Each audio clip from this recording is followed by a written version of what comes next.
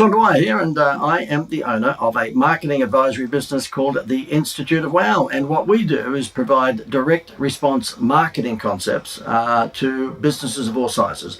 And I thought I would just give you a tip on repetitive trade.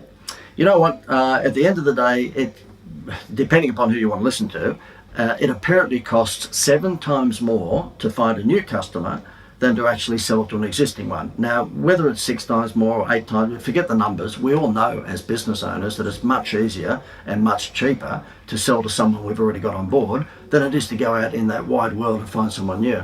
And in order to do that, then you need to get to know your customers or even your prospects. And in saying that, it means you've got to collect details about them. You've got to collect data, and it's not just their name, and it's not just their phone number, and it's not just their email. It's also what their buying habits are. And this is why Amazon are scaring the daylights out of so many people, because they're experts at what we call behavioral marketing. They've mapped what sort of products you bought. They've mapped, what sort of geodemographic profile you fall into, whether you happen to be in the eastern suburbs or the southern suburbs or the western suburbs, and what age group you fall into. They are pretty clever when it comes to behavioral marketing, or what I would probably call segmentation marketing. And to give you an idea how valuable this is, there was a restaurant at Sanctuary Cove on the Gold Coast who was a client of ours a little while ago, and I convinced them to collect the data of the people coming to that restaurant. And all they did was give away a dinner for 6 or a dinner for 10 at the end of each month, and they just gave you a little entry form for your name and for your email and for your phone number. And basically what happened is that over time, in collecting all of those details, they created a reward system. And that reward system gave them special bonuses if they kept coming back to the restaurant. They kept a record of all of that, so that when this particular guy was selling that restaurant, his name was Stephen, he had around about 10,000 on his database. Not only did he have their contact details, but he also knew how much they spent each week. So for example, if I was spending $100 a week, that meant I was worth about $5,000 a year to him. If someone else was spending $50 a week, then they were worth $2,500 thereabouts each year to him.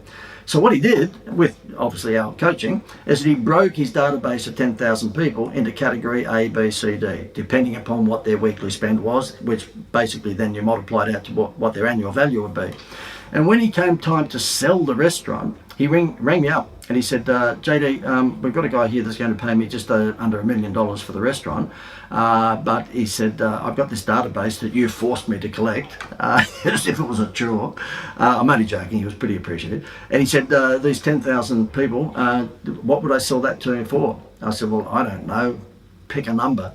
Anyway, he did pick a number. It was just under $100,000. And he said to this guy, I've got a database of 10,000 people broken up into their annual spend value, A, B, C, D. These people are worth, 150 a week. These people are worth 100 a week. These people are worth 50. And he said, I can give that to you. You're going to get 10,000 of my current customers with all their details and how much they spend each week. And I can give that to you for 90-something thousand. I forget what number it was, but it was 90-something thousand. The guy wrote the check on the spot. I mean, why wouldn't he? If you're going to be buying a cafe, restaurant, anywhere, this happened to be Sanctuary Cove, and someone's going to deliver to you on a platter all of the contact details of people who are already customers, plus how much they're worth every week, I would buy that in a heartbeat, and so would you, I'm sure. So that's the message I want to get across in this video, is that data is king, okay? And also repetitive trade. The only way that you can actually benefit from repetitive trade is to collect that data.